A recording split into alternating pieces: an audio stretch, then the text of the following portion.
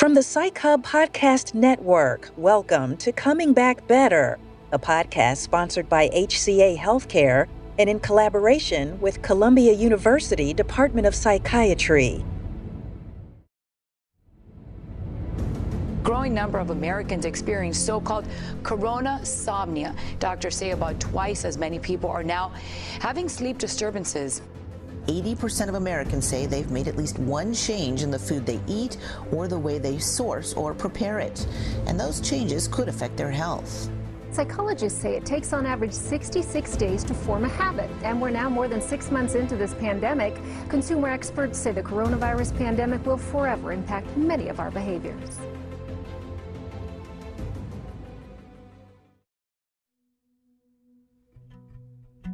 Welcome back.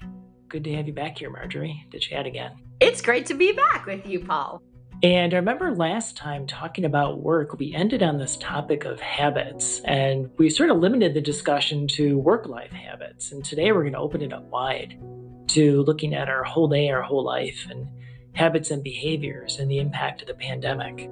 Good, because it's one of the most important things to talk about and things that I think every one of us can relate to, new habits that we either developed or habits that we used to have that we lost. During the pandemic, I got into video, and now that the pandemic is over, I'm making it a career. During the pandemic, I started to go on longer walks with our dog almost every day because it was the only way to get outside and be active when our city was in lockdown. The first few months I was living at home, I ate homemade cooking with my family more. Then moving back to my apartment, I had more time to cook, for sure, especially for lunch, working from home. But I also had more opportunities to order delivery. I don't think it actually got worse, but I wouldn't say it got better. You know, if we look at mental health, physical health, there's some basics here and that are really driven by habit and routine. And I want to learn more today when it comes to exercise and sleep and how we eat. Regardless of what our starting point is, pre-COVID, during COVID, we can all have improvements in that. So I really look forward to hearing from the experts and our other folks today about what are changes we can make so we can really stick to something that is long-term. Sneak peek before we go. What's one habit that you grabbed during the pandemic that you never did before, but that you've kept?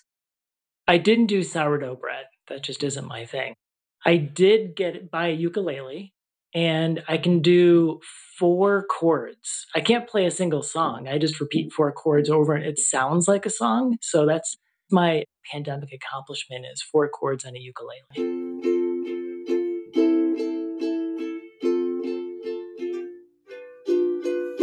Big finish.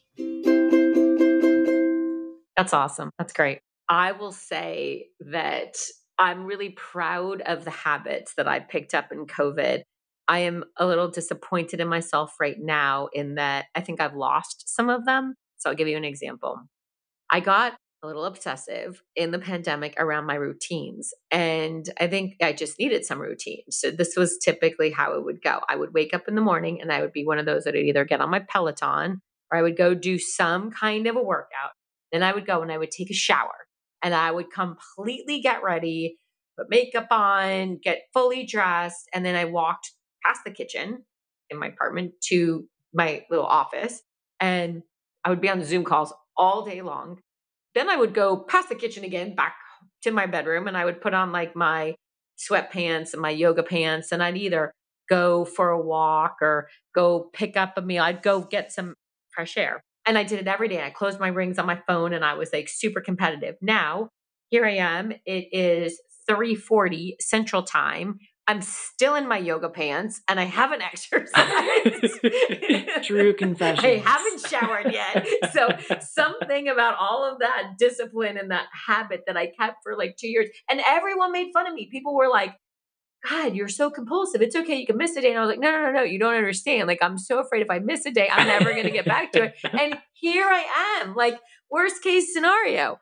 I go days without exercising and I don't know what it is. I don't know if it's just that there's just too much going on. I could control the day more in COVID and now I lost control. I don't know.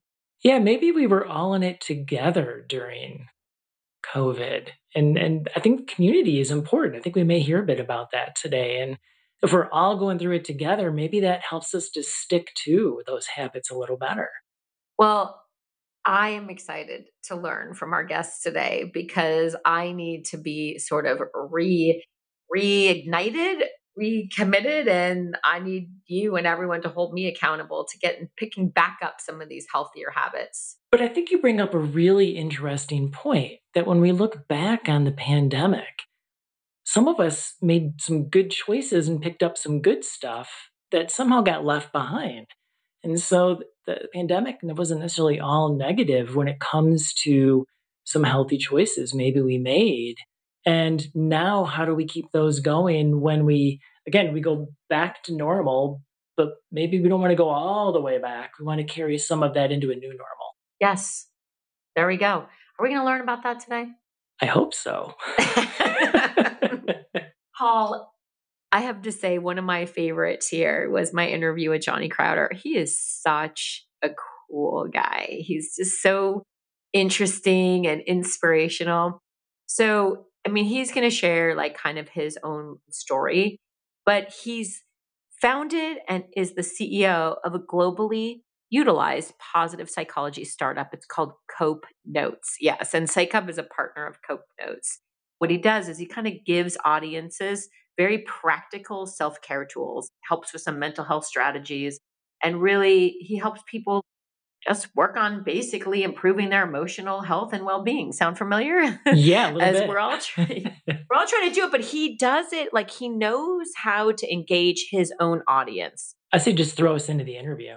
All right, Paul, here we go. Let's listen to Johnny, and then you tell me if you don't think that this guy is so inspirational.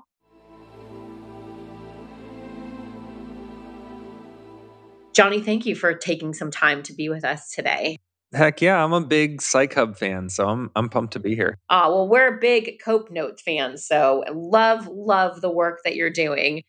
As we know, COVID was really hard for everybody, but it changed a lot of our habits. It changed a lot of the ways that we have behaviors, and it really also kind of changed our identities. What was that like for you when everything just shut down? When COVID first happened, concerts and tours started getting shut down. I think in the music industry, a lot of my friends were like, well, yeah, but we can't make this about us, right? Like if there's not concerts, the world isn't going to end.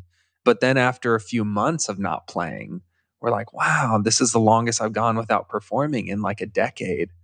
And then it started creeping into the way we felt at home. Like I remember my guitarist said, when I walk out on stage, people clap and scream and they're like, yeah.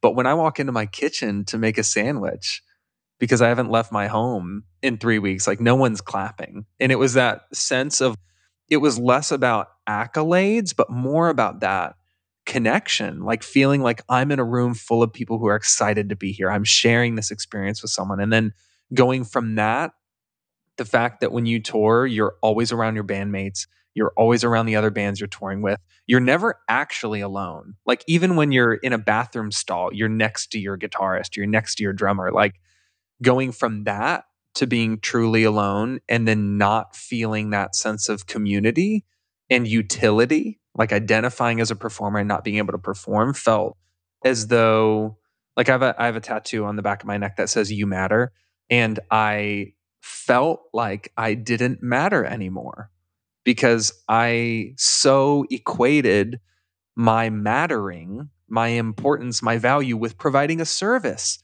I show up and entertain and make people have a good time. If I'm not doing that, like, why am I here? It was really challenging.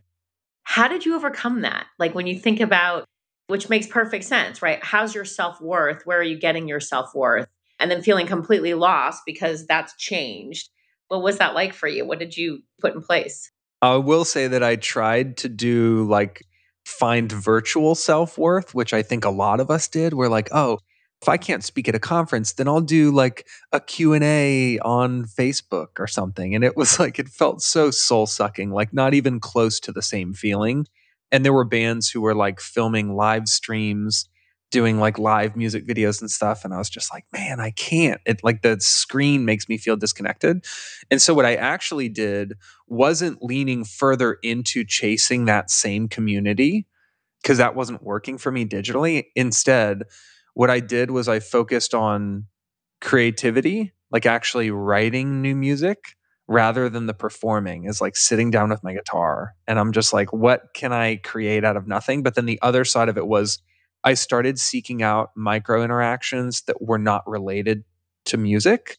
And it actually helped my world grow a little bit. Like, for example, I would walk in my apartment complex and maybe down the street, and I would make eye contact with strangers and kind of do a little wave and stuff. And those things made me feel more full than 200 people commenting on a Facebook thread, is that little connection that I felt with someone in person. What a great resilience building experience, too. Like, you probably don't even realize how powerful that is going to be for your life going forward because you figured out how to reframe what self-worth is like and what things can make you feel good. Connection, right? Just connection with people. And you figured out how to connect with people in a different kind of a way.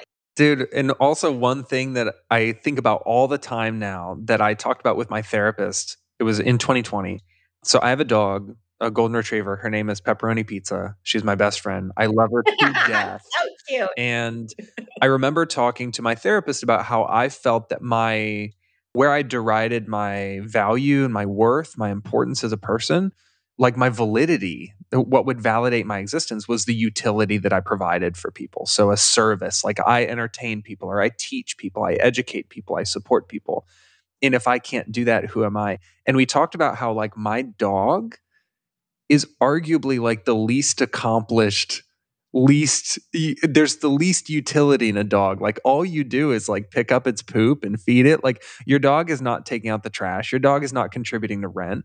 So the utility factor of my dog is very low, but her value is through the roof. And it helped me separate like utility and value. Like my dog is not rubbing my back or filing an insurance claim for me, but she is chewing on a ball. And that's really valuable to me.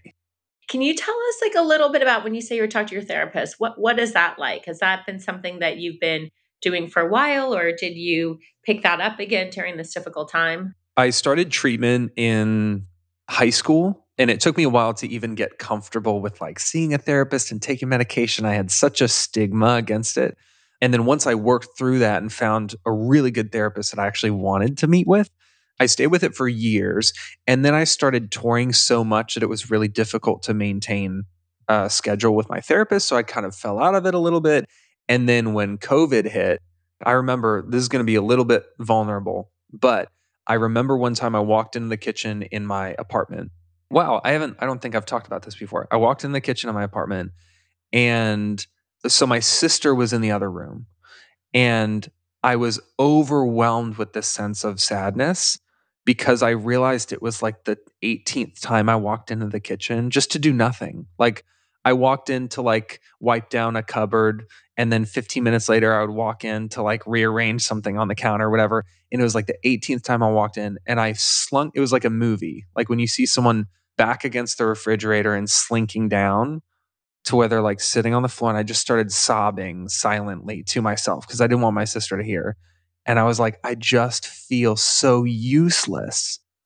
And when I was crying to myself, trying not to make a bunch of noise. After that, like that night, I was like, if I don't get ahead of this, if I don't get back into therapy and start taking a proactive approach, this could really undo a lot of the progress I've made. So I recommitted to therapy during COVID. Wow, thank you for sharing that. I just know that there's so many people that can relate to that. Thank you a ton for caring. And also, if anyone's listening and thinks like my, I'm just going to revisit what we just talked about. My utility is not in who I serve. So if anyone is listening and thinking like, oh yeah, well, Marjorie's done this and Johnny's done that, like our utility, our value is not in what we've done. It's the fact that we're existing. So I just want to remind anyone listening, like, remember, like Pepperoni Pizza, my dog has accomplished nothing and she's awesome. So I'm sure you've accomplished more than her. was getting a little choked up listening to Johnny. I mean, it was so heartfelt about his experience during the pandemic and the loss of connection and community. Wow.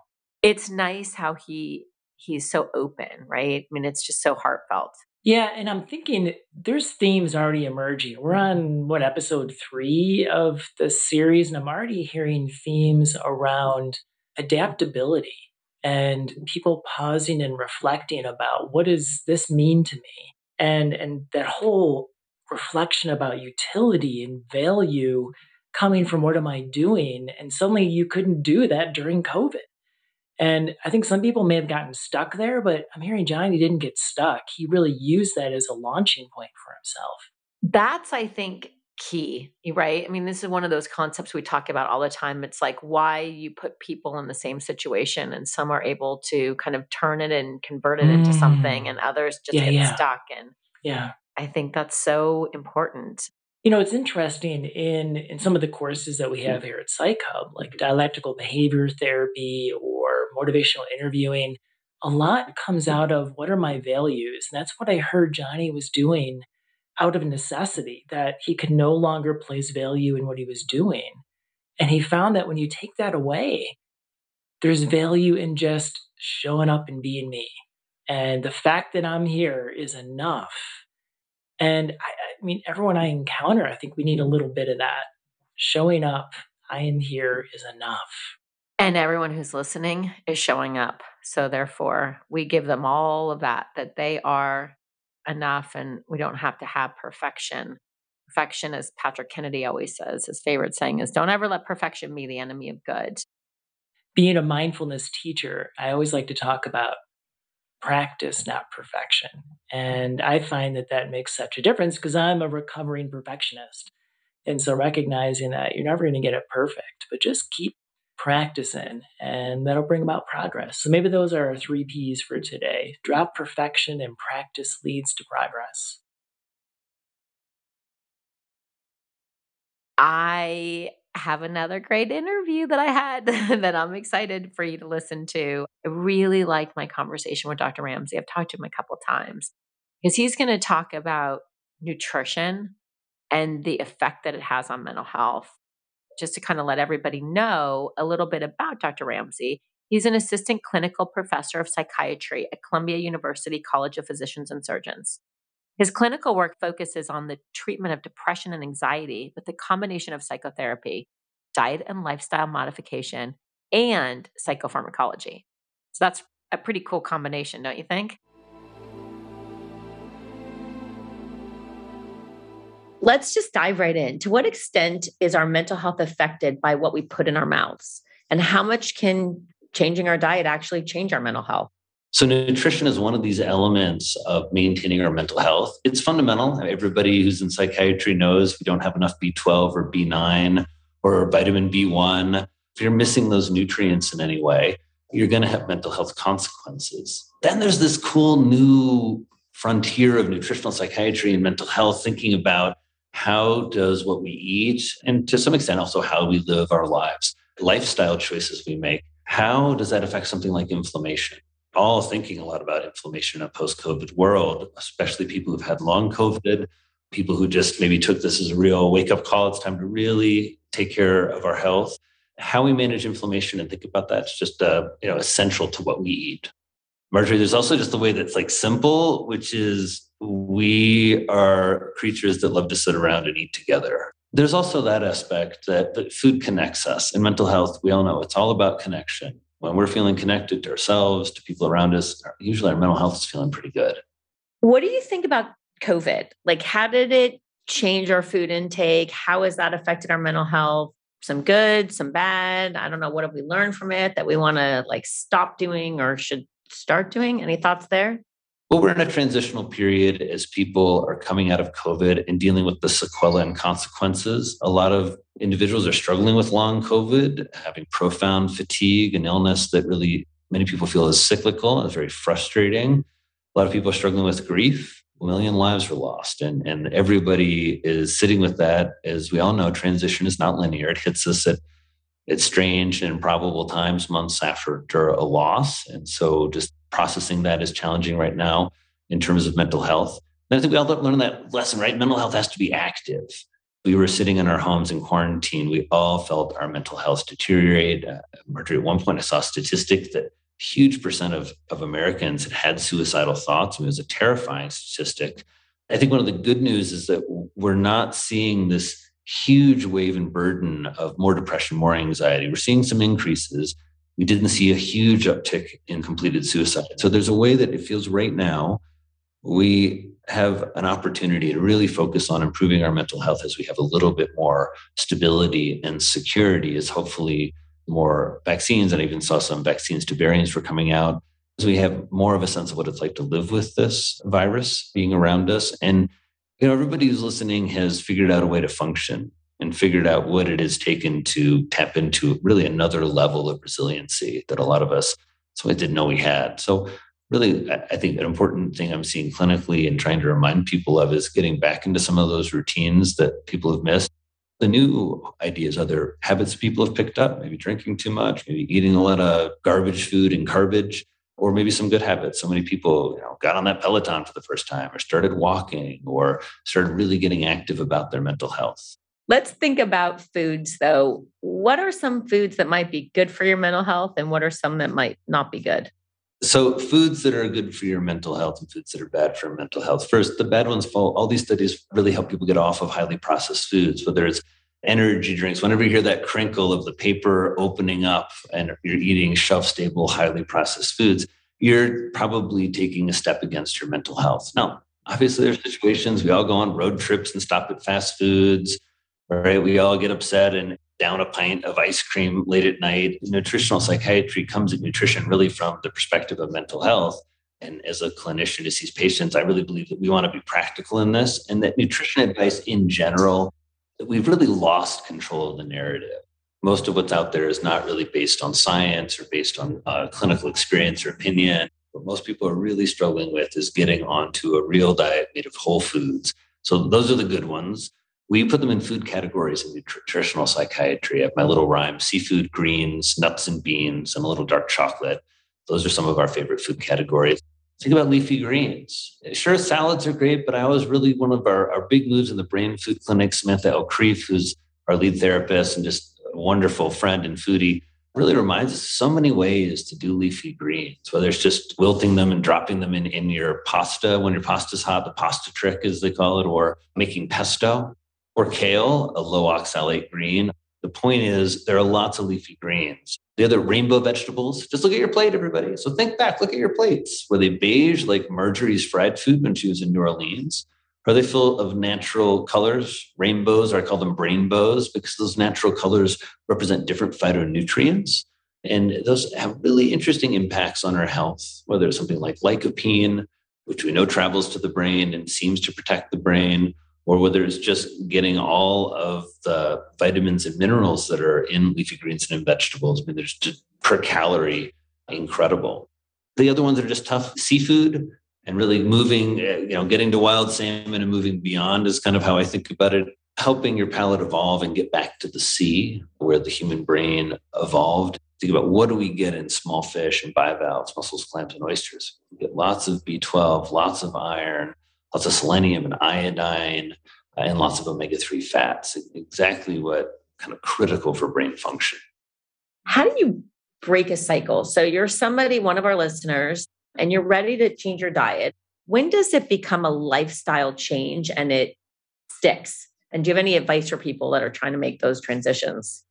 So the number one thing anybody thinking about making a change needs to do is you have to own it. It can't be a fad. It can't be from your latest favorite guru. It's got to be yours. There's a way that we need to take a step back from all of the biases and all the strange ideas about food and start focusing on your most important cells. Your most important cells, I think, are your brain cells. So what do neurons eat? They're our hungriest cells. 20% of everything we eat.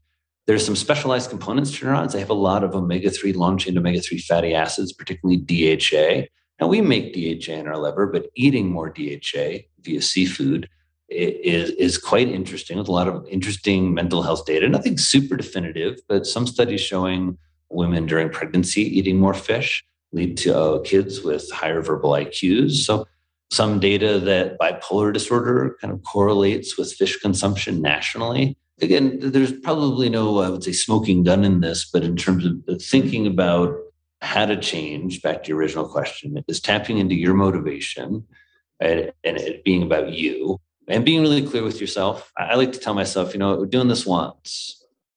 Or just doing this once. And what's it going to take today to live a life I really feel good and proud about?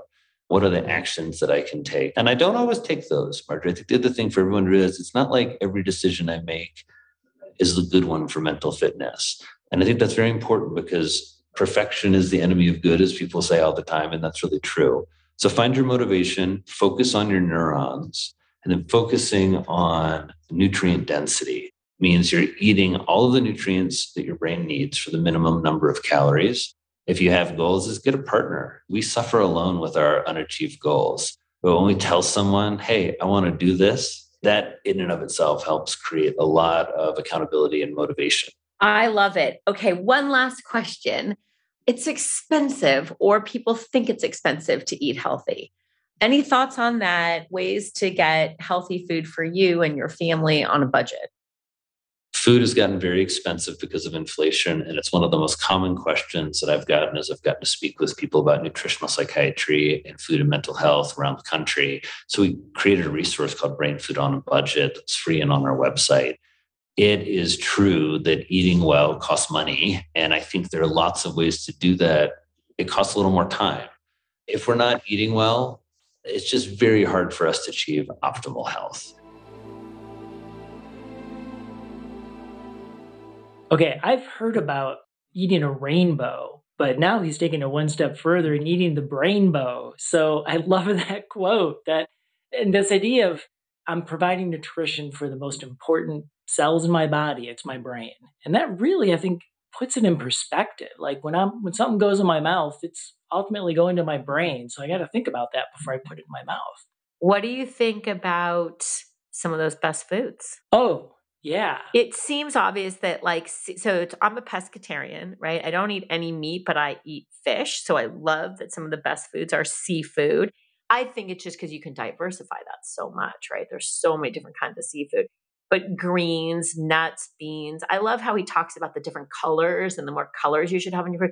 Every time I go to a salad bar, I'm always like, I should just put in the red peppers and the green peppers, and try to make colorful meals. And I don't think I'm alone being raised on iceberg lettuce. I thought that was the only green that existed. And if you think about it, it's not very green. And I find that when I hit the produce aisle, and I do a wrap every day for lunch, and it's like, what leaf can I throw into my wrap this week? There's so many different choices out there. It is super interesting to think about the food that we eat and how it makes us feel and what's important for our brains. I believe in this so, so much. And now for our next topic, which is one of my favorite activities of sleeping. So we have a chance now to hear from Dr. Blake Zacharin, who is a sleep expert. She is an assistant professor of psychology and psychiatry within the Division of Child and Adolescent Psychiatry at Columbia University and a clinical psychologist at the Columbia University Clinic for Anxiety and Related Disorders. And she does research understanding the relationship between the sleep-awake process and mental health. Let's do it.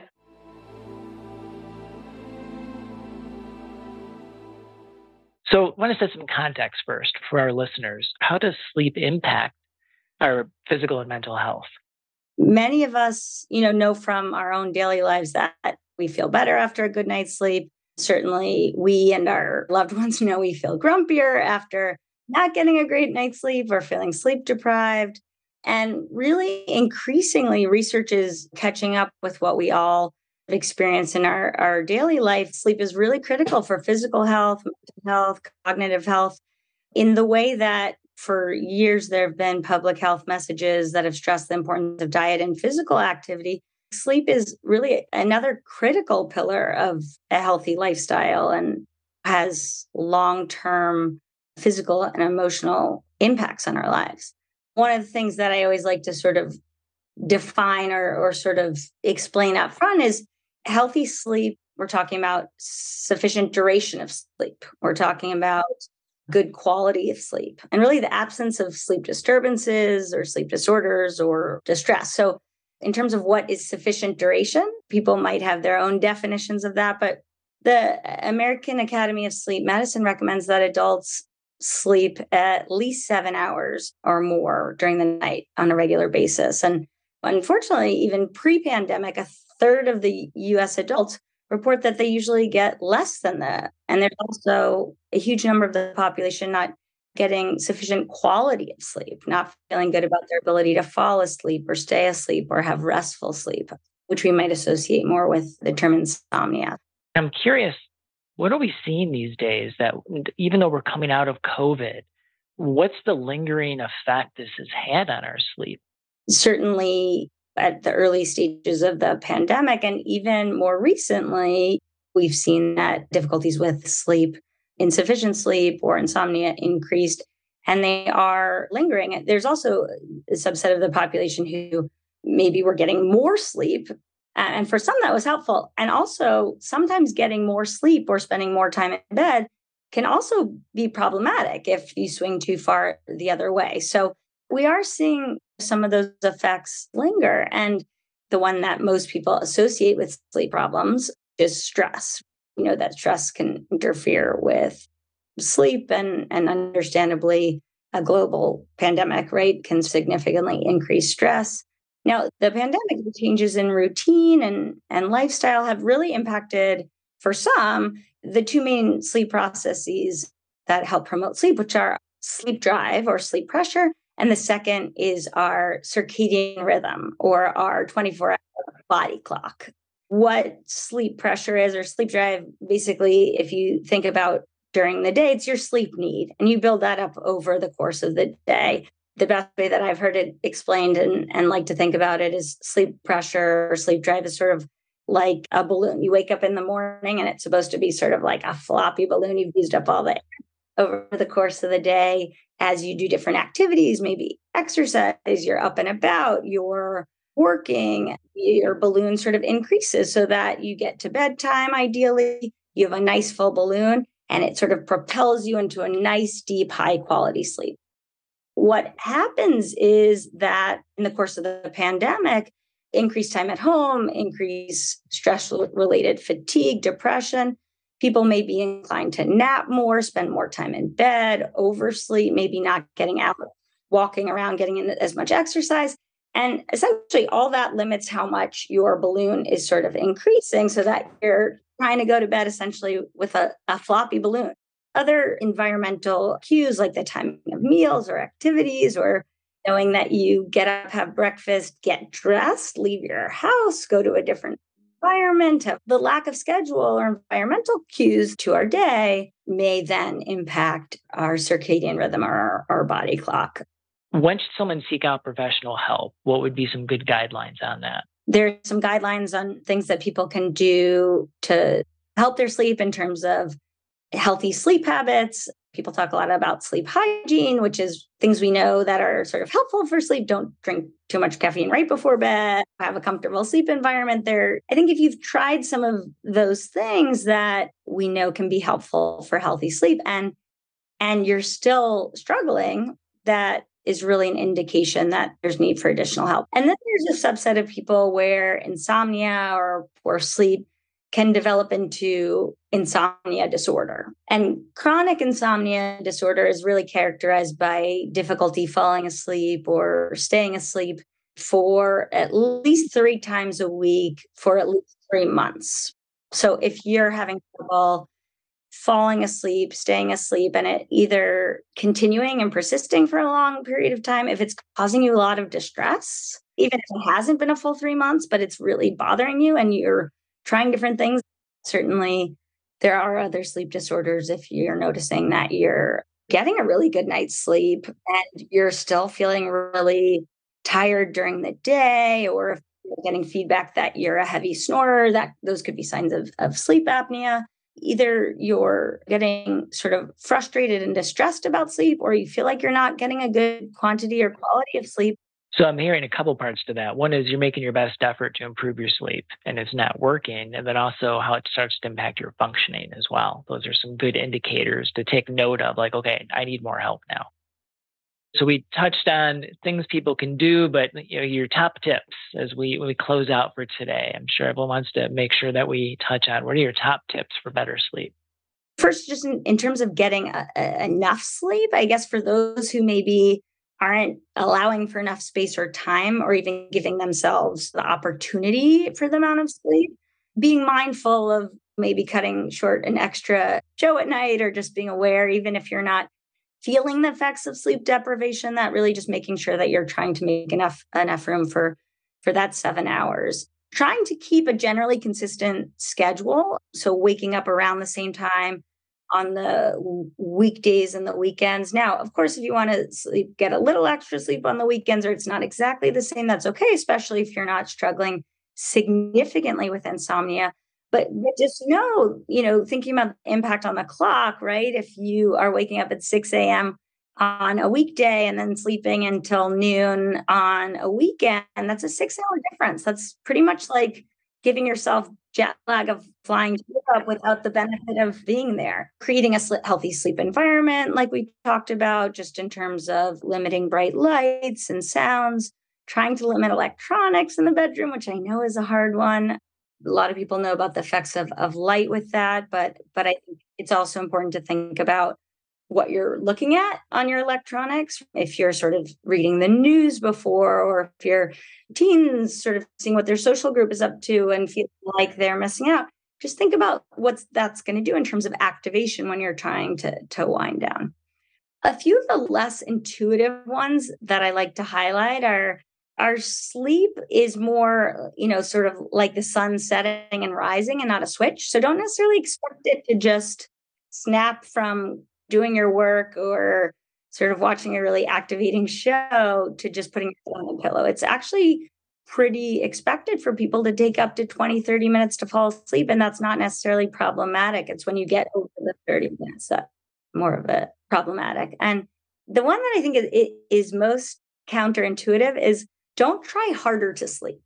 A lot of people put effort into sleeping. So this is different than, we want you to allow yourself time to sleep if you're tired and not giving yourself that opportunity. But if you're someone who's having trouble falling asleep, laying in bed, trying to get yourself to sleep, it's sort of like quicksand, or at least what I understand of quicksand without actually knowing, just from the movie. The harder you try, the faster you sink. And the more you're trying to sleep, it becomes distressing, right? And it's going to activate you. You can't make it happen, but we can focus on the things that might reduce our stress or arousal. We can also get up and out of bed if you're having trouble sleeping, and sort of just give yourself a break from the association of your bed as this place where you're trying to sleep and it's just stressing. And I think the other thing to watch out for is just a lot of people turning to alcohol to help them fall asleep. We know that while that can help you fall asleep initially, it really can disrupt the quality of your sleep. So it's something just to watch out for if you're finding that you're using that sort of more consistently. Sleep is a challenge. I think it's a challenge for a lot of us, and it's a challenge for me. I think something about that pandemic with the structure around having nothing to do or nowhere to go helped a better sleep routine. At least it did for me. I find that in addition to not exercising as well as I did during the pandemic and not eating as healthy as I did during the pandemic, I also don't sleep as well as I did during the pandemic.